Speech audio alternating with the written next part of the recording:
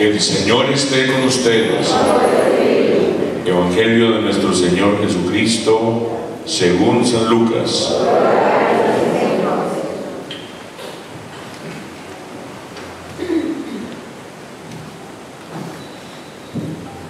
En aquel tiempo Jesús, lleno del Espíritu Santo, volvió del Jordán, y durante 40 días el Espíritu lo fue llevando por el desierto, mientras era tentado por el diablo. Todo aquel tiempo estuvo sin comer y al final sintió hambre.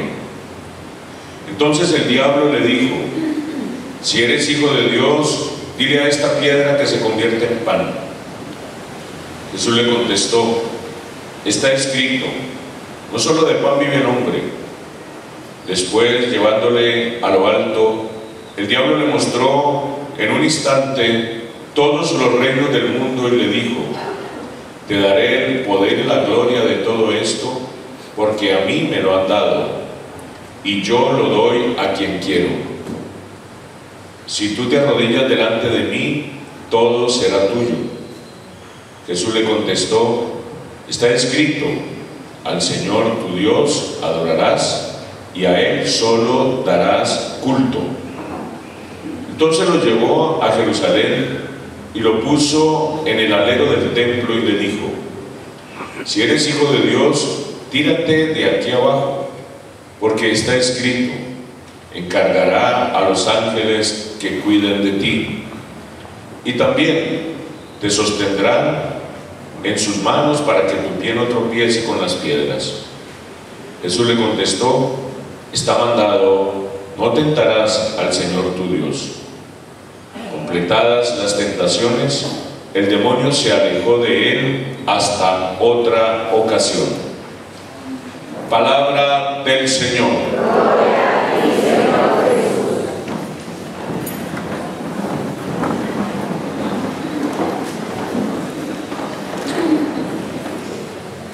Hoy, primer domingo de Cuaresma del año 2013, estamos leyendo las tentaciones de Jesús en el desierto según el Evangelio de Lucas.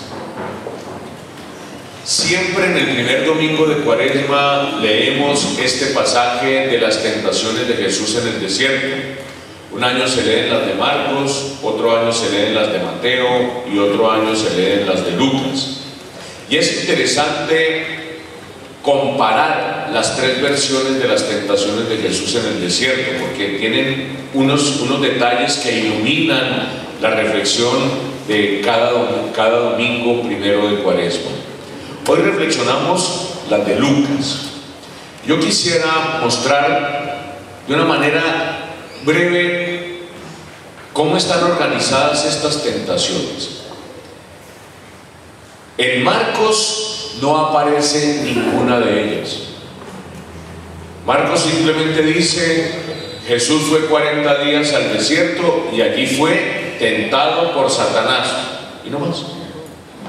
Y decía: y los ángeles le servían. No dice nada más.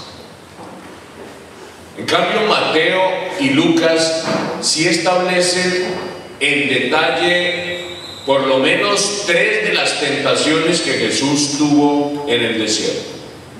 La primera de ellas, ustedes saben cuál es: convierte estas piedras en panes. Primero. La segunda, según San Mateo, era que se subió a la cornisa o al alero del templo y le dijo: tírate, porque los ángeles de Dios te van a cuidar. Y la tercera, según Mateo, es que lo pone en una colina, en una montaña, y le dice: te daré todos los reinos del mundo si me adoras. Lucas invierte la segunda y la tercera, y eso es importante, lo vamos a ver después, porque Lucas pone primero la de los reinos y al final la del templo de Jerusalén. Es importante esa pequeña variación. Cada detalle es importante para mirar cuál es la teología que está detrás de cada una de estas narraciones. Vamos entonces con el texto de hoy. Las tres tentaciones de Jesús en el desierto. ¿Qué podemos decir de ellas? Lo primero, Lucas advierte, y en dos ocasiones lo dice, que Jesús cuando va al desierto va lleno del Espíritu Santo, y que es el Espíritu Santo quien lo conduce por el desierto. Buen detalle, ni Mateo ni Marcos dicen eso. Podríamos decir que Lucas era el evangelista carismático. Él mostraba que Jesús siempre estaba asistido por el Espíritu Santo en todos los momentos de su vida. Piensen ustedes, fue el Espíritu Santo el que lo engendró en el vientre purísimo de María. Fue el Espíritu Santo aquel que descendió sobre él en forma de paloma en el momento de su bautismo. Fue el Espíritu Santo el que lo condujo al desierto, a la tentación. Fue el Espíritu Santo el que lo hizo clamar: te alabo, Padre, porque has ocultado estas cosas a los soberbios y se las has revelado a los humildes. Por lo tanto, el Espíritu Santo tiene una presencia, una fuerza especial en la vida de Jesús, aún en el momento de las tentaciones. Podríamos decir que es precisamente por la fuerza del Espíritu Santo que Jesús no cae en las tentaciones, porque el Espíritu Santo lo está asistiendo. Segundo detalle, ¿cuántos días fue Jesús al desierto? Y el número 40 tiene un significado simbólico, ustedes saben. El número 40 representa una generación. Más o menos cada 40 años hay una generación. En la época de Jesús el promedio de vida era de 40. Entonces, una persona, el que vivía 40 años ya era anciano en la época de Jesús. Ahorita uno tiene 80 y se siente joven todavía, ¿no? Sobre todo si se hace el peeling, si se hace los botox, si se hace todo tipo de operaciones, uno se siente chaval o chaval. Pero en esa época, 40 años, ya de 40 una persona ya era considerada medio anciana. Podemos decir, la expectativa de vida de esa época era muy baja. Entonces, el pueblo de Israel, con Moisés a la cabeza, duró 40 años en el desierto. Es decir, toda una generación vivió en el desierto. Es más, el mismo Moisés murió sin haber entrado a la tierra prometida. Fue la siguiente generación, la generación de Josué, los que conquistaron aquella tierra que manaba leche y miel. ¿Y qué ocurrió en estos 40 años de vida del pueblo de Israel en el desierto? Fueron tentados. ¿Cuáles fueron las tentaciones de Israel en el desierto? Por lo menos vemos claramente dos tentaciones. La primera estaba relacionada con el alimento. ¿Recuerdan ustedes cuando el pueblo le decía a Moisés: oiga Moisés, usted nos vino aquí a aguantar hambre, nos vino a traer aquí al desierto a aguantar hambre, no tenemos nada que comer? Y entonces Moisés le pidió a Dios un milagro para el pueblo que estaba un poco resentido por esa situación en la que estaba viviendo, y pidió a Dios alimento. ¿Y qué le mandó Dios? Les mandó alimento. ¿Qué les mandó? Pan, que se llamaba el maná. ¿Saben qué significa el maná? No, el maná significa, ¿y esto qué es? Algo así. ¿Esto qué es? Eso significa la palabra maná, porque era rico pero no tenían ni idea qué era. ¿No les ha pasado así que ustedes ven una comida y no saben qué es? Y se asustan un poquito, pero al final se la comen. Una vez me pasó en Honduras esto. En un ECLA lo recibieron, sí, y ellos fachetos con su plato típico. Y entonces eran unas bolitas amarillas. Y yo sentía que todo el mundo estaba como Israel en el desierto, porque todo el mundo lo miraba y decía: ¿y esto qué es? Y nadie lo probaba. Entonces una señora tuvo que decir: coman que eso es trigo, eso es un plato nacional, pruébenlo, que eso es trigo. Y lo probamos y era sabroso, pero como era diferente uno estaba como asustado. Pero igual fue el alimento que Dios dio al pueblo en el desierto. Y no estando contento la gente porque seguía reclamando, y dice, ¿y ahora el agua? ¿Con qué vamos a bajar este maná que no nos baja aquí de la garganta? Entonces Moisés tocó la piedra y surgió un manantial de agua de la piedra. ¿Qué más quería? Dios estaba alimentando al pueblo.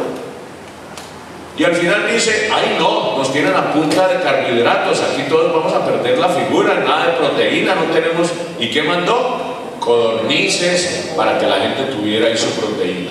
¿Qué más querían? Carbohidratos, proteínas y aguas.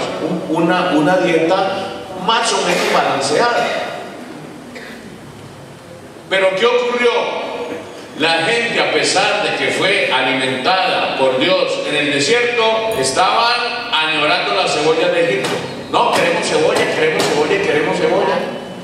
Es decir, nunca estaban contentos.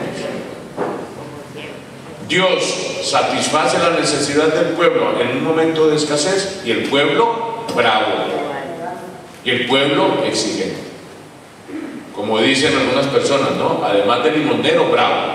Además de limonero, exigente. Pues bien, ¿qué ocurrió con el pueblo de Israel que fue alimentado por Dios en el desierto? Pues nada más y nada menos que el pueblo lo traicionó.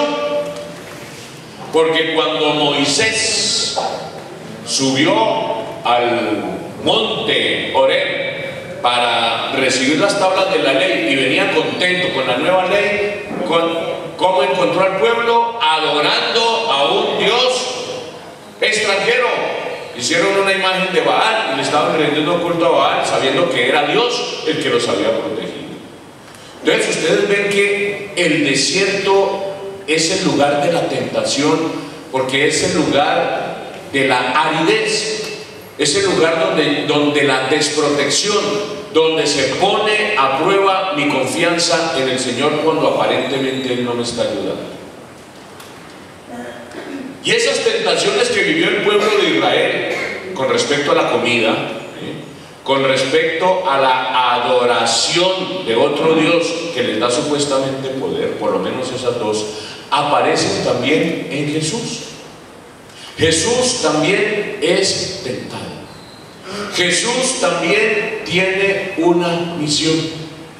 Podríamos decir que aquí Jesús es el nuevo Moisés que está conduciendo al nuevo pueblo de Dios para un nuevo estilo de vida, una nueva condición, la construcción del reino de Dios. Pero a diferencia del pueblo de Israel, con Jesús no ocurre el hecho de que Él ceda a la tentación, sino que Él refrena la tentación. Él sabe identificar cuando Satanás viene a dañarnos, como dice en el caminado, vienen a hacer que nuestro pie tropiece para poder salir adelante de Él. Estas tres tentaciones que tuvo Israel en el desierto, estas tres tentaciones que Jesús también tuvo en el desierto, son las mismas tentaciones que tenemos los seres humanos cuando estamos tratando de buscar a Dios. Por eso el camino cuaresmal comienza con las tentaciones, porque cada vez que nosotros nos comprometemos a seguir a Dios de una manera más radical, viene Satanás a tratar de dañarnos el proyecto de Dios. ¿No les ha pasado a ustedes? ¿No es cierto que eso ocurre? Uno cuando está ahí tranquilo en el mundo, el diablo está tranquilo porque su grey de cabros están ahí tranquilos y no buscan la salvación. Pero cuando uno de ellos se vuelve ovejita del rebaño de Dios, entonces Satanás va contra esa ovejita a hacerla caer, a tropezarla, a afligirla, a hacerle pensar equivocadamente que Dios no es bueno. Hay personas que dicen, padre, ¿yo para qué me metí? Desde que hice el seminario de vida en el Espíritu, desde que me metí a este retiro, me ha ido re mal. Y dicen que Dios me ama, pero problemas es lo que he tenido. Y entonces, ¿qué es lo que ocurre? Satanás se está encargando de que tú te aflijas, porque el mismo problema que tenías antes ya no es tan grande como ahora. ¿Por qué? Porque ahora estás en los caminos del Señor. Y es precisamente eso lo que hace Satanás. Miren la astucia de Satanás. ¿Qué hizo Jesús? Dice, en los 40 días de este desierto, él, como estaba en el desierto, no tenía con qué comer, no tenía que comer, y tuvo hambre. Estuvo sin comer y al final sintió hambre. Primera tentación es la del estómago. Y miren la condición que le pone el diablo. Si eres hijo de Dios, dile a esta piedra que se convierta en pan. ¿Cuál es la condición? El condicional que le pone: si eres hijo de Dios. ¿Por qué utiliza esta palabra? ¿Por qué no le dice, oiga, pues convierta esas piedras en pan? No le dice, si tú eres hijo de Dios. ¿Por qué utiliza esto? Es la misma afirmación que Dios ha hecho acerca de Jesús en el momento del bautismo. Jesús es bautizado y después es llevado al desierto. ¿Y qué fue lo que dijo Dios cuando Jesús es bautizado? Este es mi Hijo amado, en quien tengo mis complacencias. En otras palabras, está diciendo, mira el título que te dio Dios, tú eres el hijo mimado de Él, y mira, te tiene aguantando hambre. Ahí está. Si eres el hijo mimado de Dios, ¿por qué te está tratando tan mal Dios? Ahí está ya haciéndole pensar a Jesús que Dios, aunque es bueno, es malo. Lo mismo que le hizo a la mujer, Eva, allá en el relato de la tentación. ¿Recuerdan ustedes? No, pueden comer de todos los árboles, pero no coman de esto. Y Eva lo sabía, dice, si ustedes comen de esto, perecerán. Y Dios lo hacía por su bien, pues para que ellos no murieran. Pero ¿qué le hizo pensar Satanás a la mujer? No, lo que pasa es que Dios es envidioso y no quiere que ustedes sean como dioses. Coma y verá, que le va lo bien que le va. Y la pobre mujer en la segunda arremetida de Satanás, ¡pum!, cayó y comió del árbol del bien y del mal. La misma que le está haciendo aquí a Jesús en torno a la comida. Si Dios es bueno para ti, ¿por qué te tiene aguantando hambre? Entonces utiliza los poderes que Dios te dio para poder comer. Convierte estas piedras en panes. ¿Qué significa el convertir las piedras en panes? El camino fácil, el resolver los problemas de mi vida de manera ilícita. ¿Cuántas veces nosotros ante una necesidad cedemos a una tentación por conseguir el dinero fácil? Vean ustedes, personas que se enriquecen de la noche a la mañana y uno dice, bueno, ¿y esta gente de dónde sacó tanta plata si no se ha ganado la lotería? Algo raro debe estar haciendo.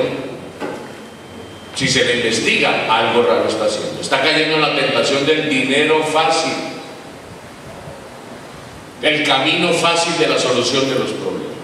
Pero Jesús, como está asistido por el Espíritu Santo, inmediatamente detecta la trampa de Satanás y sale con la espada del Espíritu, como dice la carta a los Efesios. Utilicen la espada del Espíritu para protegerse de los dardos incendiarios de Satanás. ¿Y cuál es la espada del Espíritu? La palabra de Dios, dice así. La espada del Espíritu es la palabra de Dios que arremete en contra de los dardos incendiarios de Satanás. Y efectivamente es Jesús quien con la palabra de Dios responde ante esta tentación de Satanás. No solo de pan vive el hombre, sino de toda palabra que sale de su boca. En otras palabras, yo confío en la palabra de Dios. Él me dijo que soy su hijo y lo creo, así estoy aguantando hambre, así esté enfermo, así tengo un problema económico, así tengo un problema familiar, sigo creyendo en que Dios me ama. No voy a dejar que Satanás me haga pensar que el Dios bueno que me creó, que me ama y que me sostiene es un perverso. Todo aquel que piensa que Dios es malo, todo aquel que piensa que Dios es un perverso, es alguien que se ha dejado engañar por Satanás. Abre los ojos, mira bien y descubre que aún en medio de las dificultades hay un amor que te sostiene. El amor de Dios Padre, que amó a Jesucristo, aún crucificado, que nos ama a nosotros aún en medio de las dificultades. Creer que Dios me ama cuando yo estoy muy bien, eso es muy fácil. Pero creer que Dios me ama cuando yo estoy mal, cuando tengo hambre, cuando tengo dificultad o enfermedad, eso cuesta mucho. Ese es un acto de fe. Esa es una prueba que nos muestra Jesucristo que podemos vencer la tentación cuando ella llega por primera vez. Amén. Gloria a Dios. Bueno, segunda tentación. Satanás dice, este como que conoce la Biblia. Yo también la conozco. Y ese es el problema. El diablo también cita la palabra de Dios, tengan cuidado. El diablo no es bruto, es inteligentísimo y se sabe la Biblia de memoria. Es que el problema no es saberse la Biblia de memoria. El problema es confiar en Dios y saber entenderla de acuerdo al mensaje o la intención por la que ella fue escrita. Porque yo puedo tergiversar la palabra de Dios y mire cómo la tuerce el Satanás. Segunda tentación. Dice, te daré el poder y la gloria de todo esto porque a mí me lo han dado y yo lo doy a quien quiero. Si tú te arrodillas delante de mí, todo esto será tuyo. Satanás dice, no lo pude controlar con el hambre, no lo pude doblegar con el hambre, lo voy a doblegar con algo que es mucho más sutil y en lo que uno cae más fácilmente, y es el poder. Digan conmigo, el poder. Todos nosotros, después de comida, lo primero que buscamos es poder. Cuando uno tiene satisfechas todas sus necesidades básicas, después todo lo que uno usa, lo usa para dominar a otra persona. Porque hay personas que tienen tantas cosas y les sobra y no las comparten. ¿Por qué las retienen? Porque con esas cosas tienen poder sobre los demás. Y cuando yo utilizo el poder inadecuadamente, entonces yo le estoy rindiendo culto a Satanás. Cuando yo utilizo el poder adecuadamente, yo le estoy rindiendo culto a Dios. Y entonces, por eso Satanás dice aquí que a mí se me dio el poder sobre todos los reinos de la tierra, sobre todos los reinos del mundo. ¿Por qué? Porque una cosa son los reinos del mundo y otra cosa es el reino de Dios. Satanás gobierna los reinos del mundo porque por lo general los seres humanos terminamos seducidos por las ansias de poder, de querer dominar a otra persona, de querer estar maltratando al otro. Y miren, no piensen que eso será solamente en la política, eso será en todas partes. En una familia, ¿por qué los hermanos pelean? Es mirando a ver quién tiene el poder, es mirando a ver quién es el que gana la pelea. Yo recuerdo en mi casa que era simpático. Estábamos mi mamá y los 4 hermanos cuando estábamos pequeñitos, y entonces cuando mi mamá se iba contra uno, el resto se iba contra ese, apoyando a la mamá. Y de pronto cuando la mamá se iba contra otro, todos se unían también con la mamá para caerle al otro, y siempre estaban buscando con quién estaba la mamá en contra para caerle encima. ¿Qué era eso? Luchas de poder. En el matrimonio sucede también. ¿Quién le gana a quién? ¿Quién manda? ¿No les ha pasado aquí? Hay señores que dicen, en mi casa mando yo, en mi casa mando yo. ¿Qué mandas? Dice, la mando al bolsillo, padre, porque lo único que me hacen es pedir plata. U otro señor decía, padre, yo en mi casa tengo la última palabra. ¿Y cuál es la última palabra? Lo que usted diga, mi amor. Hombres o mujeres dominadas, ¿por qué? Por relaciones de poder que se dan en todo ámbito de la vida. Si ustedes miran profundamente, toda relación, aún la de una amistad, es una lucha de poder, de querer dominar a otra persona. Y cuando uno siente que le ganan en eso, uno se siente humillado, se siente abatido, se siente que perdió. ¿Y qué dice Jesús? ¿Cómo poder ganar cuando yo aparentemente pierdo? Cuando yo demuestro amor, cuando demuestro servicio. ¿Recuerdan ustedes esta palabra que decía Jesús? Los gobernantes de las naciones las dominan y las oprimen. No será así entre ustedes cuando les decía en la última cena. Aquí el que quiera gobernar, que se ponga a servir a los otros. ¿Cuál es el modo de gobierno en el reino de Dios? El servicio a otra persona, la entrega de la propia vida, el sacrificio de las propias fuerzas. Y es precisamente esta tentación la que está llegando al corazón de Jesús para desvirtuar el proyecto de Dios en su vida, de utilizar toda la gloria y la fuerza y la autoridad que tiene de parte de Dios para dominar a los otros. Y entonces Jesús, ante esta segunda tentación de Satanás, sale con esta frase también de la Biblia: al Señor tu Dios adorarás y solo a Él darás culto. Tal vez recordando la traición que el pueblo hizo en el desierto. Dice: yo no caigo, no voy a rendirle culto ni a Baal, ni a Satanás, ni a nada, solamente a Dios, a Él cumplo. Y ustedes ven que Jesús, por lo menos en el Evangelio de Juan, dice: yo he venido a cumplir la voluntad de mi Padre. Todo lo que yo hago es obedecer la voluntad de mi Padre. No lo voy a desobedecer nunca, así me crucifiquen. Satanás dice: este me tiene mareado ya con la cita de la palabra de Dios, pues yo se la voy a citar a ver qué. Y viene la tercera tentación, que para Mateo era la segunda, pero Lucas lo pone bien, muy acertado, la tercera tentación, donde en el templo de Jerusalén.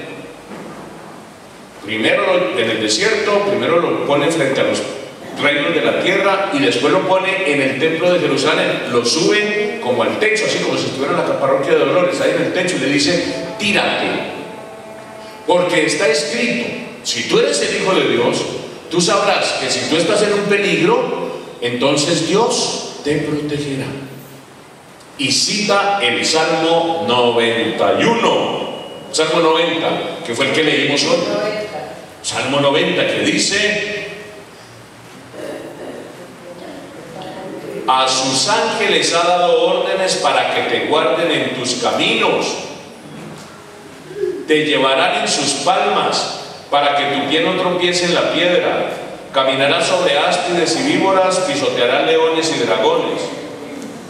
Se puso junto a mí, lo libraré, lo protegeré. Como quien dice: en medio de todos los peligros, a ti no te pasará nada. Y nuevamente le dice: si eres hijo de Dios, tírate aquí abajo, porque está escrito: encargará a los ángeles que cuiden de ti. ¿Qué le dice Jesús? Ah, mira qué simpático. Tengo que forzar un milagro para poner a Dios a que me ayude. Eso es una tontería. Ya Dios suficientes problemas tiene con tanto ser humano que hay en este planeta para que yo esté provocando innecesariamente un milagro. ¿Por qué me tengo que tirar de un precipicio para que Dios me salve? ¿No sería mejor no tirarme? Porque hay personas que son así. Yo recuerdo una señora que en Bogotá que manejaba terriblemente pésimo. Ella utilizaba los espejos únicamente para maquillarse mientras iba en el carro y para estar así, los tenía solamente hacia ella, y salía y no miraba para atrás, y no entendía qué significaban las luces rojas, amarillas y verdes que aparecían en los semáforos, los cruces de no pase a la izquierda, y lo pasaba, era terrible. Le decía: oiga señora, usted es un atentado ahí en las vías de Bogotá, usted no debería manejar, debería usted poner cuidado. Dice: no, porque yo cada vez que me subo al carro me encomiendo al Señor y Él me protege. Ah, muy bien. Tarde o temprano va a terminar con un buen accidente. ¿Por qué? Porque uno no puede forzar a Dios a que le haga un milagro innecesariamente.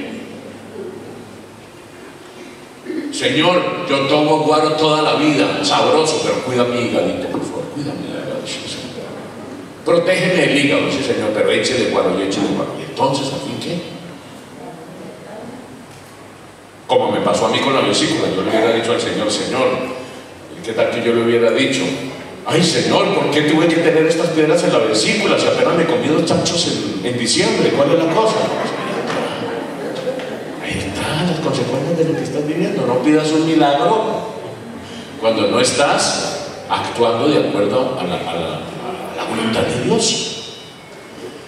Pues bien, Jesús responde también con la palabra de Dios frente a esta tercera tentación y le dice: no tentarás al Señor tu Dios. Ustedes ven que en la segunda tentación Eva cayó. La primera salió bien librada, en la segunda cayó. En Israel, el pueblo de Dios también se dio a la tentación. Pero nosotros vemos que Jesús no cede a la tentación. Y es un aliento y una esperanza para nosotros. Porque a veces nosotros decimos: ay, es que yo soy tan débil y el diablo está más fuerte que yo siempre caigo en la tentación. Pues no. Jesús siempre nos está enseñando que ante la tentación nosotros podemos salir victoriosos. ¿Qué es lo que dice la oración del Padre Nuestro? No nos dejes caer en la tentación. Ahí Jesús no dice: Señor, no permitas que lleguen tentaciones. No, tentaciones las tenemos nosotros siempre en la vida. Malos momentos tendremos en la vida, oportunidades de hacer lo que Dios no quiere, siempre la tendremos. Lo importante es que nos abandonemos al Espíritu Santo, es que nos dejemos guiar por Él, es que identifiquemos la tentación cuando viene, para poderle decir con la palabra de Dios a tiempo: quieto, quieto, no voy a desvirtuar el plan de Dios en mi vida. Pues parece que con esas tres, Jesucristo, como dice, le machacó la cabeza al diablo y salió corriendo porque lo dejó tranquilo. Pero ojo, no. Y ese es otro detalle del Evangelio de Lucas. Miren cómo termina. Completadas las tentaciones, el demonio se alejó de él hasta otra ocasión. Como quien dice, él fue a ver dónde lo volvía a agarrar. Y de hecho, Satanás siguió tentando a Jesús ya fuera del desierto. ¿Recuerdan ustedes cuando Pedro le dijo, tú eres el Mesías? Y él le dijo: muy bien, has hablado del nombre de Dios. Pero cuando le dijo: el Hijo del Hombre va a padecer mucho, Pedro lo regañó y le dijo: ¿cómo se te ocurre decir eso? ¿Qué le dijo Jesús? ¿Recuerdan ustedes? Apártate o ponte detrás de mí, Satanás. Satanás estaba en ese momento usando a Pedro para que Jesús desvirtuara su plan. Como quien dice: no te subas a la cruz, Jesús. Era lo mismo que decir: convierte estas piedras en panes, busca el camino fácil, no mueras así, muere de viejo. Pero Jesús, que podía identificar aún en las palabras supuestamente de solidaridad de sus discípulos la presencia de aquel que quería que desvirtuara el plan de Dios, le dijo: apártate de mí, Satanás. No voy a dejar que eches a perder lo que Dios quiere para mí. Pero llegó un momento final también de su tentación, y es precisamente la razón por la cual Lucas pone el templo en la última tentación de Jesús, porque fue en Jerusalén donde Jesús fue tentado. ¿Cuál fue la última tentación de Cristo? La última tentación de Cristo fue la que tuvo en la cruz. ¿Recuerdan ustedes cuando Jesús estaba crucificado y le volvieron a decir los soldados? ¿Qué le dijeron? Si eres el Hijo de Dios, ¿qué? Bájate de la cruz. Ahí estaba la última tentación de Cristo. Esto me hace recordar un libro que escribió un escritor griego hace años, que después fue llevado a la televisión, que se llamaba La Última Tentación de Cristo. Una película medio aburridora, adaptada de este libro. Pero ese libro, aunque estaba prohibido, no prohibido, sino que decían, es un libro así como un poquito escandaloso, así como lo fue el Código Da Vinci. En esa época, en los años 90, yo lo leí. Y era un libro bonito. En medio de todo estaba bien escrito. Era pura imaginación. Algunos pensaban que la última tentación de Cristo era que se enamoró de María Magdalena o que se enamoró de Marta y María. No, esa no fue la última tentación de Cristo. La última tentación de Cristo fue que se bajara de la cruz. final del texto, Cristo estaba así crucificado, estaba a punto de morir, y le decía: si eres el Hijo de Dios, bájate de esa cruz. ¿Acaso no te dio poder para sanar enfermos, para resucitar muertos, y estás muriendo aquí?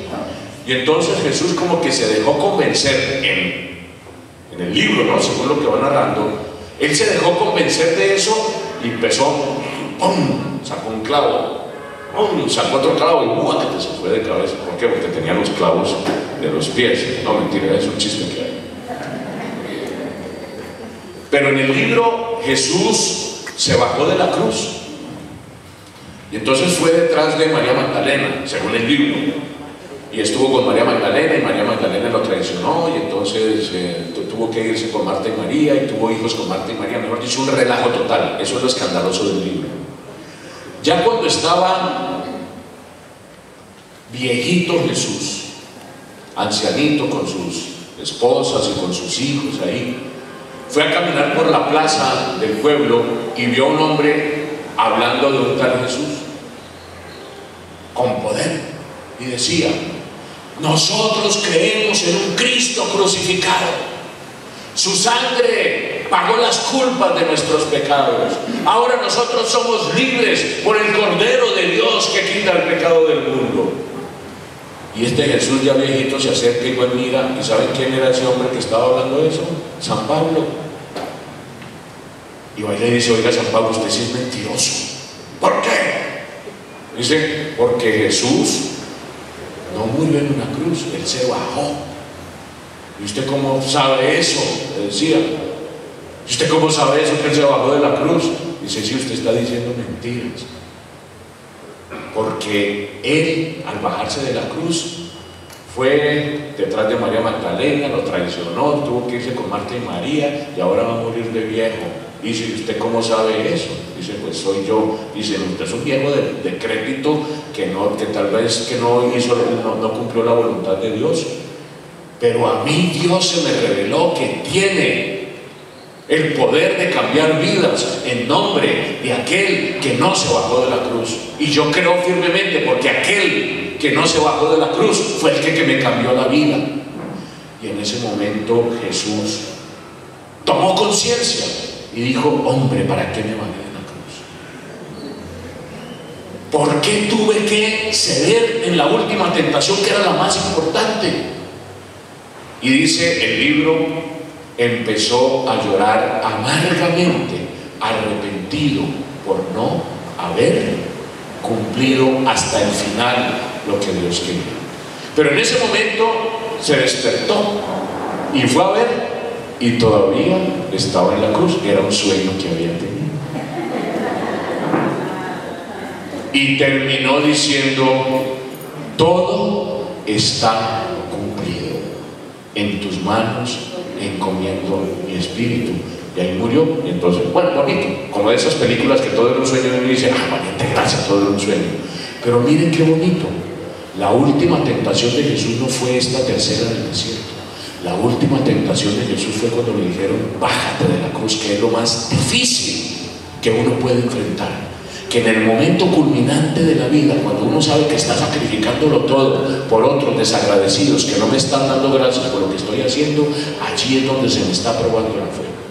Tú tienes la posibilidad de seguir a Jesús no solamente en el desierto, sino seguirlo en su itinerario y poder seguirlo hasta la cruz, cargar tu cruz cada día para poder decirle al Señor al final de tu vida: todo está cumplido, en tus manos encomiendo mi espíritu. Pues ese es el desafío, esa es la alegría y esa es la fuerza que nos da reflexionar en las tentaciones de Jesús, que las pudo superar y que pudo derrotar a Satanás, diciéndole: fuera de mí toda tentación, porque solamente vivo de la palabra de Dios y solamente a Dios doy culto y adoración. Amén.